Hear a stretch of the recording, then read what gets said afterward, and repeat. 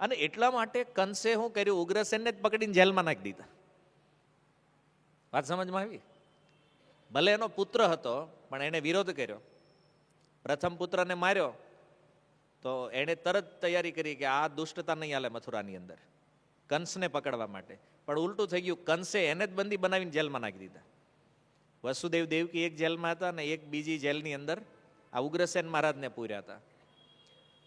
અને ભગવાન કે આ ધૃતરાષ્ટ્રનું શું છે? બોલે આ દુર્યોધને જેટલા જેટલા ષડયંત્રો કર્યા, આ બધા ષડયંત્રોમાં આ દુર્યોધન એનું પ્લાનિંગ હતું પાંડવોને મારી નાખવા સુધીનું, એમાં પણ આ ધૃતરાષ્ટ્રએ સહયોગ કર્યો છે. આણે જીવનમાં ક્યારેય એના દીકરા નથી કીધું બેટા આ ન કરાય. સાંભળ્યું તે મહાભારતમાં કોઈ દી ધૃતરાષ્ટ્રે દુર્યોધનને કીધું કે આ રહેવા દે, આ નથી કરવા જેવું? નહીં. તો ભગવાન કે ધૃતરાષ્ટ્ર અને ઉગ્રસેનમાં બહુ મોટું અંતર છે. એટલે દુર્યોધનને માર્યા પછી આ રાજ્ય ધૃતરાષ્ટ્રને અપાય એમ નથી, કારણ કે યોગ્ય નથી, માણસ યોગ્ય નથી. અને યોગ્યતા વગર તો કોઈને પદ ભગવાન આપતા નથી. આને બિહારવા જેવો નથી, નહીતર લોચો થઈ જાય આમાં. અને ભગવાને સમજાવ્યું પછી કે જરાસંઘને માર્યો, માની લો અર્જુન કે જરાસંઘને માર્યો તો એના દીકરાને બિહાર્યો ને તમે ત્યાં. ભગવાન કે ન્યાય સમજવા જેવું છે. જરાસંઘ એટલો દુષ્ટ હતો પણ એનો પુત્ર જે છે ને એ બહુ ધાર્મિક વૃત્તિનો હતો, એના વિચાર ધાર્મિક હતા, એટલે ભગવાને એને ત્યાં રાજાના રૂપમાં બેસાડ્યો છે. પણ અહીંયા વારસામાં બેહારાય એમ નથી, કારણ કે યોગ્યતા હોવી જોઈએ ને. તો વાલીને માર્યા પછી સુગ્રીવને સિંહાસન આપ્યું, કારણ કે સુગ્રીવ ભક્ત છે, ભગવાનને શરણાગત છે. રાવણને માર્યા પછી વિભીષણને શાસન આપ્યું ભગવાને, કારણ કે વિભીષણ પણ ભક્ત છે, ધાર્મિક વ્યક્તિ છે. તો સારા વ્યક્તિઓ જો સિંહાસન ઉપર આવે તો જ પ્રજાનું કલ્યાણ થવાનું છે. એટલા માટે ભગવાને કીધું કે અહીંયા પ્લાન થોડો ચેન્જ છે, કે દુર્યોધનના મર્યા પછી ધૃતરાષ્ટ્રને શાસન આપી શકાય એમ નથી. અને આટલા વર્ષ આપ્યું જ છે ને, સિંહાસન ઉપર બેઠા છે ને, જોઈ લો એનું પરિણામ શું છે, કે દુર્યોધનની દુષ્ટતામાં એણે વધારો કર્યો છે, પણ આ દુર્યોધનને ક્યારેય રોકવાનો પ્રયાસ કર્યો નથી. આ મોટો પ્રોબ્લેમ છે. તો અર્જુન કહે છે પ્રભુ હવે મને સમજાઈ ગયું બધું. હું સમજાઈ ગયું? એ કે અમે જે આ પાપ કરવા તૈયાર થયા છીએ ને, આ પાપનું કારણ શું છે એ મને સમજમાં આવી ગયું. તો ભગવાને કીધું પાપનું કારણ શું છે?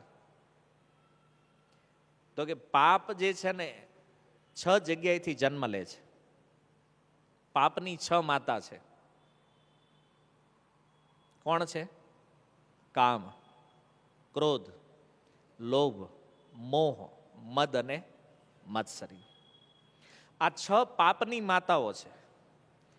તો અર્જુન કહે છે મને ખબર પડી ગઈ છે કે કઈ માતાથી અમારે આ પાપને જન્મ આપવાનો છે. કઈ? બોલે લોભ. યદ રાજ્ય સુખેન લોભેન. આ રાજ્ય સુખનો જે લોભ છે એ જ અમારા પાપનું મૂળ કારણ છે. અને એટલા માટે અમારે લડવાનું થતું નથી. છોડી દઈએ ને, રાજ્ય જેને લેવું એ લે, અમારે આ સુખ જોતું. કારણ કે આ યુદ્ધ રાજ્યના લોભે થશે તો અમને પાપ લાગશે. હવે ધ્યાનથી સમજજો વાતને. અર્જુનની બુદ્ધિમાં એ વિચાર છે કે લોભના કારણે અમે પાપ કરવા જઈ રહ્યા છીએ. તો પાપના 3 કાર્યક્ષેત્ર છે: શરીરથી, મનથી અને વાણીથી. 3 પ્રકારે પાપ થાય. તો આ 3માં અર્જુનને કયું પાપ લાગવાનો ભય છે? અર્જુન કયા પાપથી ડરે છે?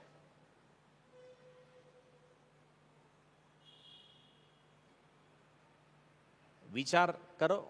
3 પ્રકારના કાર્યક્ષેત્ર છે પાપના: શરીર, મન અને વાણી. તો અર્જુનને કયા પાપનો ડર છે? શરીરના, મનના કે વાણીના? શરીરના.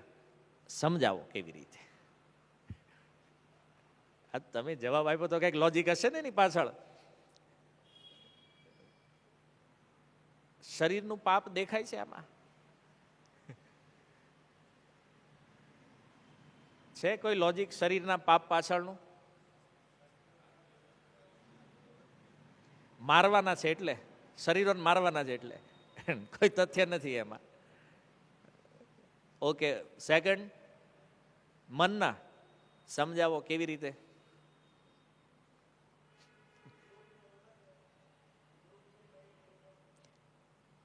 ક્રોધ મનમાં, લોભ, યસ. અર્જુન વિચાર કરી રહ્યા છે. આ હજી કઈ થયું નથી. અર્જુને કોઈને માર્યા નથી. કોઈકને મારી નાખીએ પછી ખબર પડે પાપ લાગ્યું. અર્જુને કોઈને માર્યા નથી હજી. અર્જુન કેવલ મનથી વિચાર કરે છે.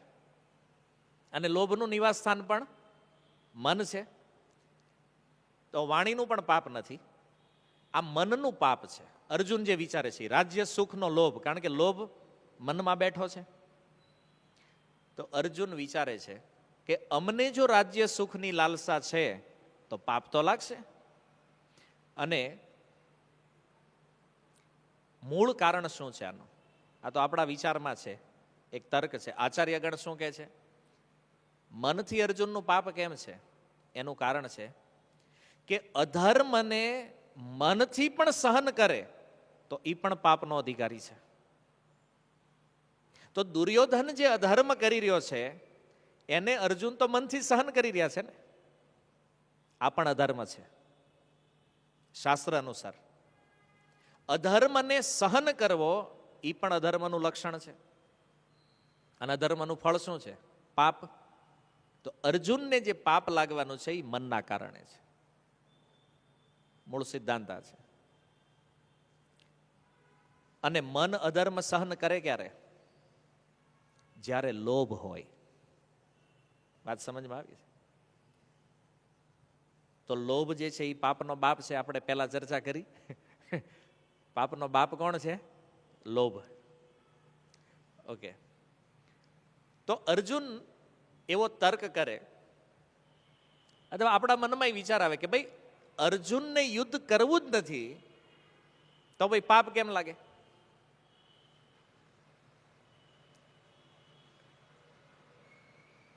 તમે કાંઈ કાંડ કરો જ નહીં તો તમને પાપ કેમ લાગે? અહીંયા વાત તો એ છે કે અર્જુન યુદ્ધ નહીં કરે તો એને પાપ લાગશે. એ એક વિચાર ભગવાનનો છે.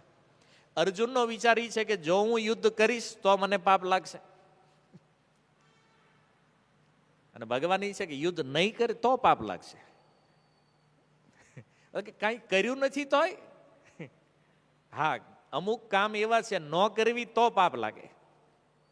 2.33 આગળ આવશે. શું કહે છે?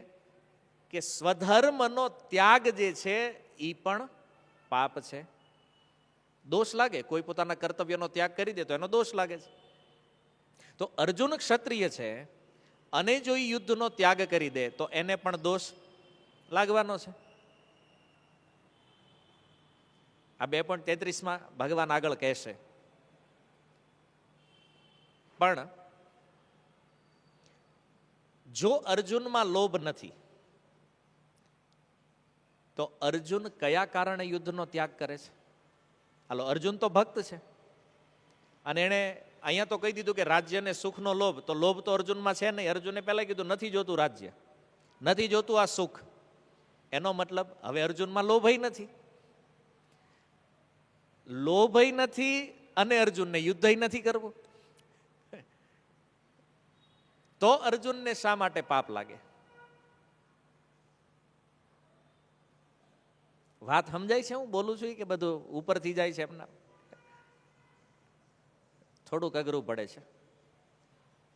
સમજો, અર્જુનમાં લોભ તો નથી. અત્યાર સુધી જે વાત અર્જુને કરી એનાથી આટલું તો ક્લિયર થઈ ગયું છે ને. એને લોભ નથી. અને અર્જુન કે મારે યુદ્ધ પણ નથી કરવું. તો યુદ્ધ ત્યાગનું પાપ તો કરે છે અર્જુન. કારણ શું છે? કારણ એ છે કે અર્જુન લોભને પાપનું મૂળ માને છે. કે પાપ લાગવાનું કારણ શું છે? લોભ છે. શ્લોકમાં ક્લિયર છે. લોભ શબ્દ અર્જુને પ્રયોગ કર્યો છે. ઓકે. પણ પાપનું આ એક કારણ નથી. પાપના 6 કારણ છે. કામ, ક્રોધ, લોભ, મોહ, મદ અને માત્સર્ય. તો અર્જુને પાપનું કારણ લોભને સ્વીકાર કર્યો. હવે કૃષ્ણનો દ્રષ્ટિકોણ અલગ છે. ભગવાન કહે છે અર્જુનને પાપ લાગવાનું છે મોહના કારણે. અર્જુન એક જ એંગલ વિચારે છે કે લોભથી જ પાપ લાગે. નહીં, આપણે પહેલા સાંભળી લીધું કે પાપનો બાપ કોણ? લોભ. મતલબ લોભ ન હોવો જોઈએ. અરે ભાઈ, લોભ નથી તો મોહ હોય તો પાપ ન લાગે? એને 6 માતાઓ છે પાપની. એને બાપ ભલે એક હોય પણ માં કેટલી છે?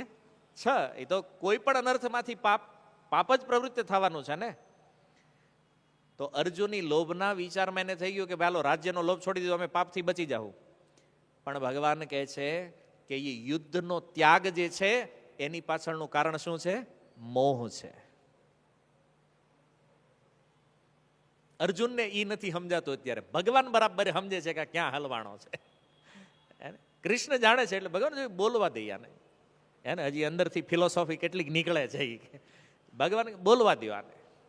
અચ્છા, લોભના કારણે પાપ લાગે છે? નહીં, ઓલો ભગવાન કે મોહ ઊંડે ઊંડે ઘૂસી ગયો છે અંદર, એ નથી ખબર પડતી. અચ્છા, લોભ શું છે? તમને કોઈ પૂછે લોભ એટલે શું? પહેલી વાર સાંભળ્યો શબ્દ? નહીં, બહુ વાર સાંભળ્યું છે. તો લોભ કોને કહેવાય? એનો પર્યાયવાચી શબ્દ છે, સમાનાર્થી. લોભ એટલે લાલચ.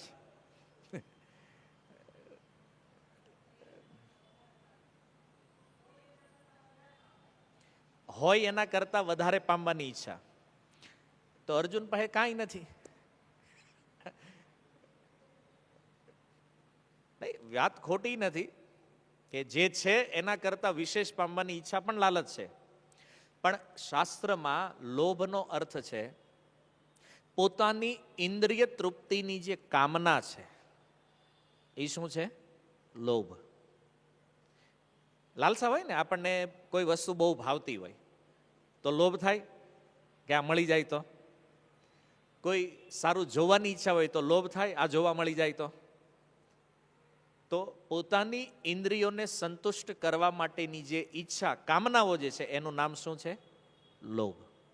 ક્લિયર સમજો આ વાતને. આ બહુ, કારણ કે આ નહીં સમજાય તો ગીતા નહીં સમજાય. અચ્છા, મોહ શું છે? એનાથી ઊંધું, બીજા લોકોની ઇન્દ્રિયોની તૃપ્તિની કામના, આ છે મોહ.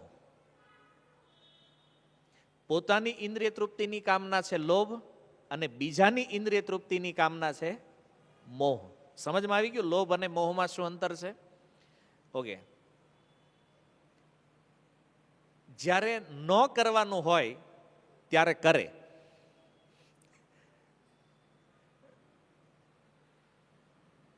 દારૂ ન પીવાય, લોકો પીવે છે.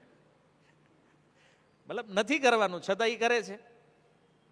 અને જ્યારે કરવાનું છે ત્યારે ન કરે. પોલીસ, માની લો રસ્તા ઉપર કોઈ ગુંડાઓ કોઈને મારતા હોય અને પોલીસ વાળા ઉભા રહીને જોતા હોય તો એ શું છે? પાપ લાગશે પોલીસ વાળાને? નિશ્ચિત રૂપે. કેમ? એનું કર્તવ્ય છે કે એ ક્રાઇમ થતા રોકે. પણ જો એની નજર સામે ક્રાઇમ થઈ રહ્યો છે અને કાંઈ કરતા નથી તો ભલે એને કાંઈ નથી કર્યું તોય એને પાપ લાગશે. પાપ લાગવાનું કે નહીં? અને જ્યારે ન કરવાનું હોય, માનો કે દારૂ નથી પીવાનો અને ઓલો પીવે તો પાપ લાગશે.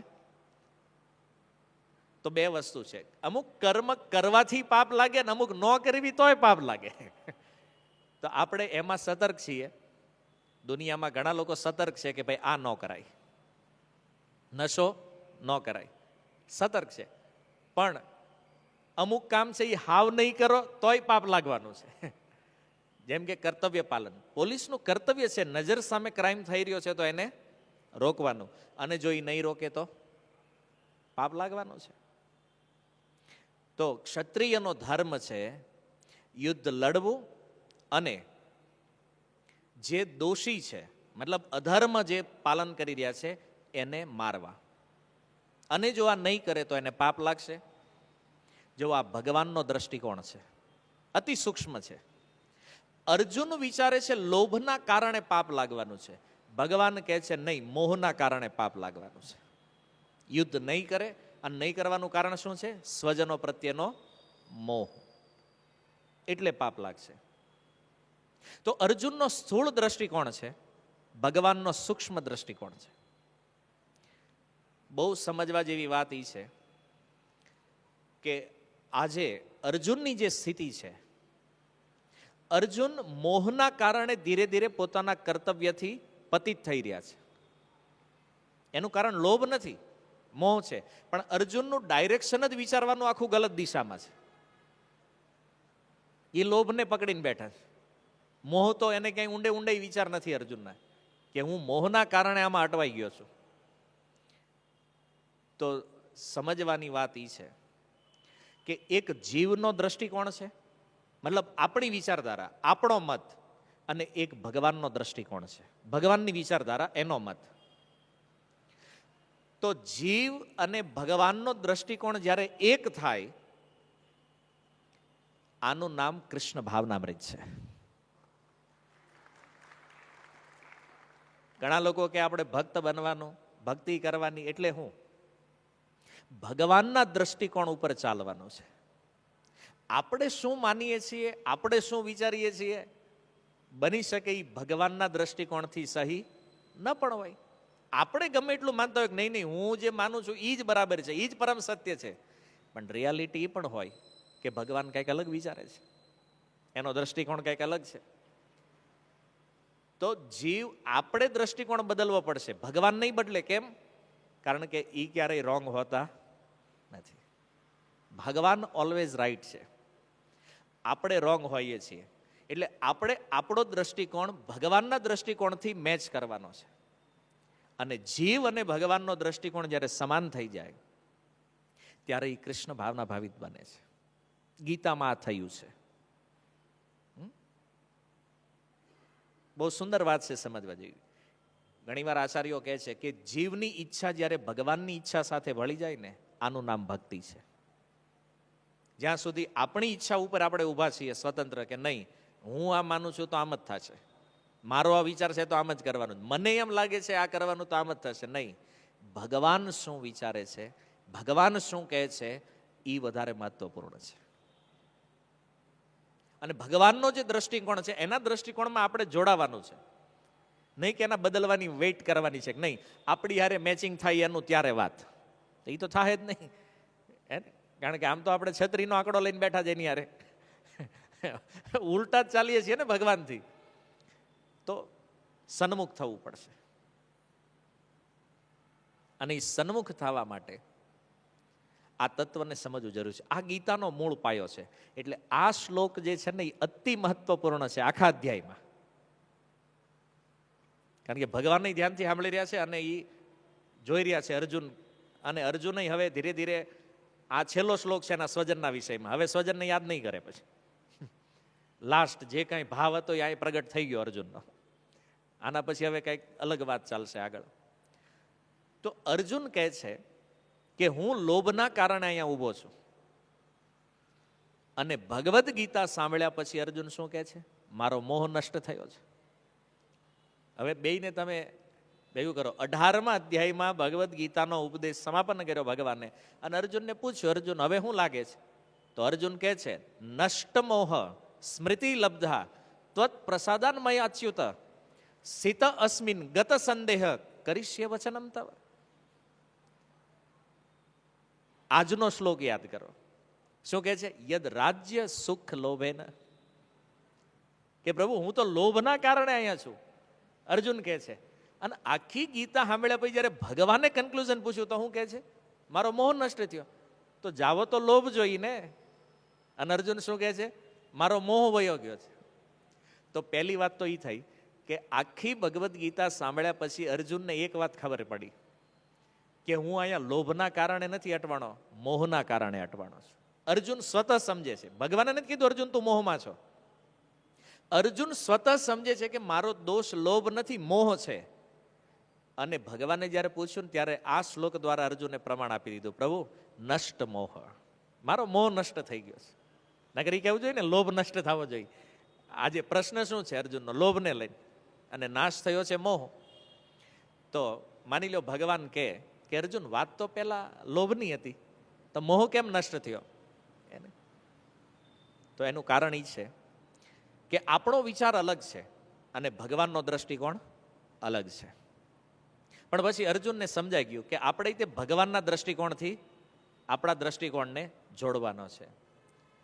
તો ગીતા સાંભળ્યા પછી જો આ સૂક્ષ્મ પરિવર્તન નહીં આવે તો આ ઠીક નથી, મતલબ આપણું શ્રવણ બરાબર નથી, અથવા આપણે સાંભળ્યું છે એમાં કાંઈક કમી છે, કાંઈક દોષ રહી ગયો છે, આ શ્રવણ બરાબર નથી. પણ અર્જુનની જેમ પ્રારંભમાં તો આપણો દોષ પણ લોભ છે. જો તમે વિચાર કરો તો સાંસારિક લોભ, એના કારણે જ આપણે અટવાણા છીએ. પણ રિયાલિટી શું છે ખબર? દોષનું કારણ મોહ છે. એ ગીતા સાંભળ્યા પછી સમજાશે. અને અર્જુનની જેમ જ્યારે સ્મૃતિ આવી જશે ને પાછી, ત્યારે એ મોહ પણ નષ્ટ થઈ જશે.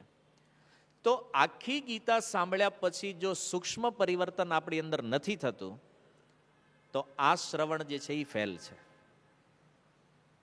ગીતા એટલા માટે છે કે લોભથી મોહની આ સફરને પરિપૂર્ણ કરવાની છે. લોભનો પણ નાશ કરવાનો છે અને મોહનો પણ નાશ.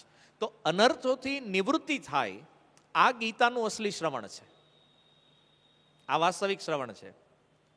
અને અહીંયા સુધી અર્જુને સગાનો બહુ વિચાર કર્યો, આ શ્લોક સુધી. હવે પછી નહીં થાય આગળ, હવે હગા નહીં આવે, કારણ કે હવે પછી જિજ્ઞાસા આવશે બધી. બીજા અધ્યાયમાં થોડા શ્લોકો જશે પછી જિજ્ઞાસા શરૂ થશે. પણ એક વિચાર તો એ આવે કે અર્જુને જે પોતાના સગા સંબંધી માટે વિચાર્યું, કળિયુગમાં કોણ વિચારે છે આટલું? અર્જુનને કેટલી ચિંતા છે એના સગાના મરવાની, એની હગા કેવા જ પાછા આપણા જે છે ને એનાથી ખતરનાક છે આના. આપણા જ ખાલી નાની મોટી જમીનો લઈ ગયા, 2-5 લાખ ન દીધા હોય કે આવી બધી માથાકૂટ હોય, આપણે જુદા થયા ત્યારની, આનું હાવ આખે આખું જ ઉપાડી લીધું, સીધા હાવ કોરા કરીને વનમાં મોકલી દીધા. તો અર્જુન એને બચાવવાની વાત કરે છે. જો મતલબ કેટલો ઊંડો વિચાર છે અર્જુનનો પોતાના સગા પ્રત્યે. પણ આ વિચારનું કારણ શું છે? મોહ છે. જે ઊંડે ઊંડે ક્યાંક હૃદયમાં એ મોહ છે, એના કારણે અર્જુન આ બધું વિચારી રહ્યા છે.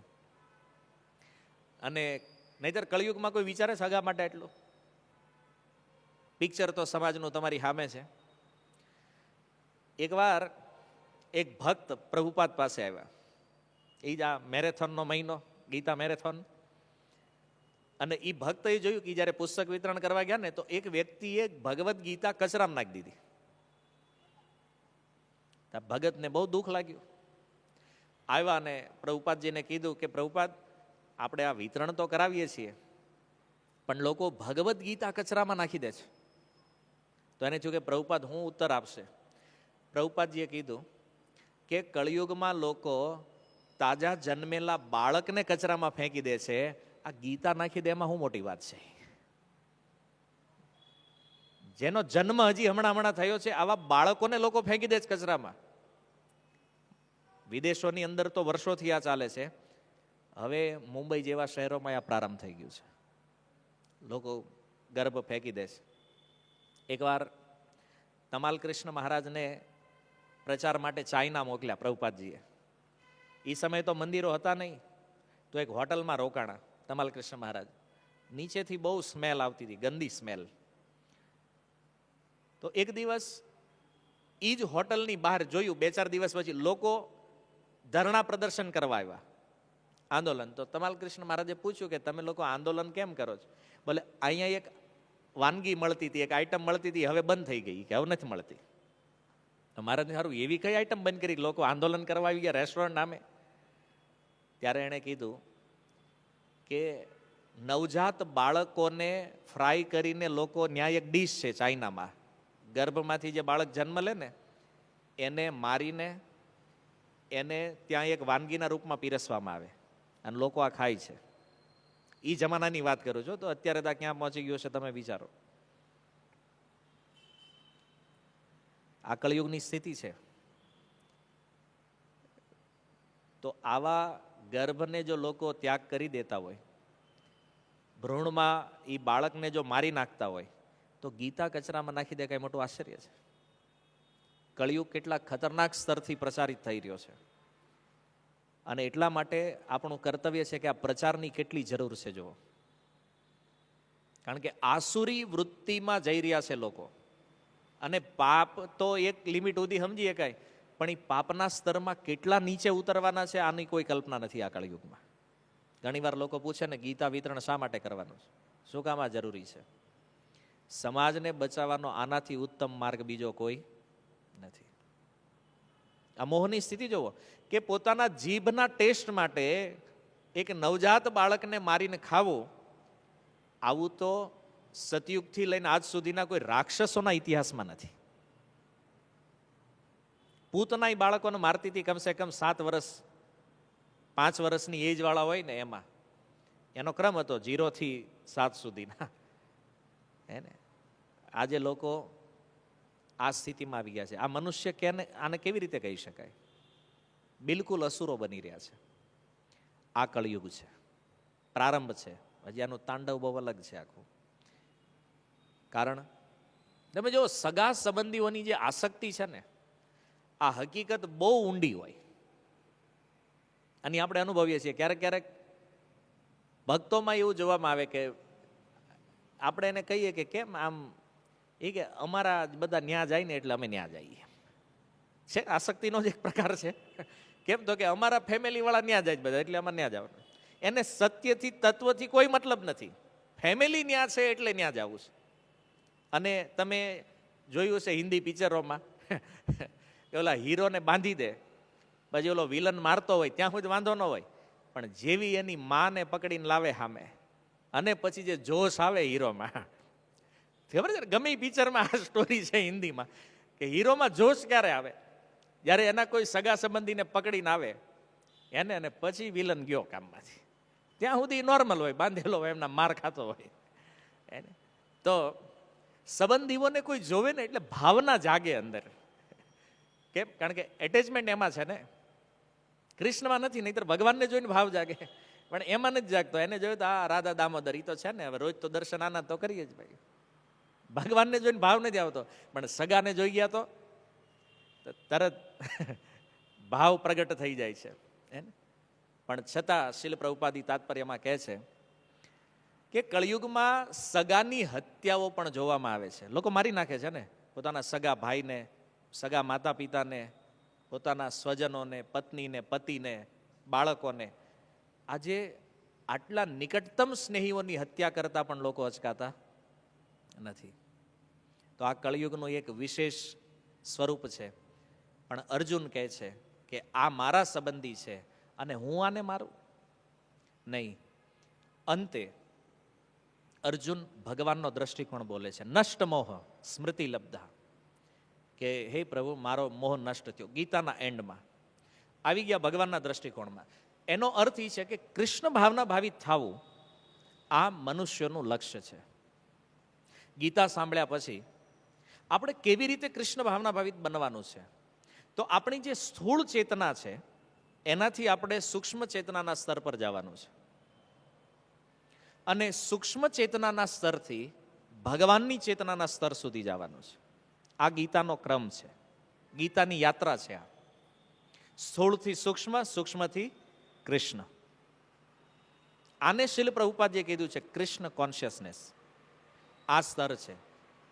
અને ચેતના ભગવાનમાં લાગે, ચેતના કૃષ્ણમય બને, આ સંપૂર્ણ ભગવદ્ ગીતાનો સાર છે. તો કળિયુગની અંદર કળિયુગના આ બધા દોષોથી બચવાનો સૌથી બેસ્ટ ઉપાય જે છે એ ઉત્તમમાં ઉત્તમ ઉપાય છે હરે કૃષ્ણ મહામંત્રનો પ્રચાર. જેટલા લોકો મહામંત્રના આશ્રયમાં આવશે એટલા લોકો કળિયુગના આ તાંડવથી બચવાના છે, અને બાકી બધી દુનિયા એનો ભોગ બનવાની છે. એટલા માટે પ્રચાર પણ જરૂરી છે, અને એનાથી વધારે જરૂરી છે આપણી પોતાની ચેતના કૃષ્ણ ભાવના ભાવિત બને. આ ભગવદ્ ગીતાનો સારરૂપ શ્લોક છે. જેવી રીતે 18મા અધ્યાયને માનીએ છીએ ને સાર, આ પણ પહેલા અધ્યાયમાં સારરૂપ શ્લોક છે. અને આને સમજવાથી જ ગીતાની જર્ની આખી સમજમાં આવશે કે આપણે જે સ્તર પર છીએ ત્યાંથી મોહને નષ્ટ કરીને આપણી ચેતના જે છે ને ભગવાનમાં જોડવાની છે. હરે કૃષ્ણ. શીલ પ્રભુપાદ કી નિતાય ગૌર પ્રેમાનંદે.